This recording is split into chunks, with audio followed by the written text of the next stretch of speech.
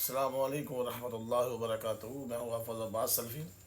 بہت سی بہنوں نے فون کیا ہے کہ ہمارے بچے بہت زیادہ تنگ کرتے ہیں، ہم بہت زیادہ پریشان ہیں، گالیاں نکالتے ہیں، باہر پھرتے ہیں، پڑھتے نہیں ہیں، اور گھر میں اتنا تنگ کرتے ہیں، جھگڑتے ہیں کہ ہم بہت زیادہ پریشان ہیں۔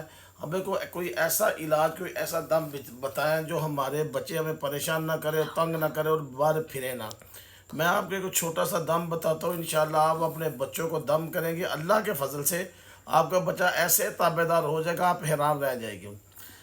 کوشش کرے صبح و شام کرے یا 3 مرتبہ کرے، جتنی مرتبہ کرے مرضی کرے، بچوں کے سر سے بال پکڑ کر نا، اوپر سر کے اوپر سے جیسے آسے سے پکڑتے ہیں، آپ نے 3 مرتبہ سورۃ المؤمنون کی آخری آیات ہے، اعوذ باللہ من الشیطان الرجیم، افحسبتم انما خلقناکم عبثا وانکم الینا لا ترجعون فتعالى الله الملك الحق لا إله إلا هو رب العرش الكريم ومن يدعو مع الله إلها آخر لا برهان له به فإنما حسابه عند ربي إنه لا يفلح الكافرون وقل رب اغفر وارحم وأنت خير الراحمين۔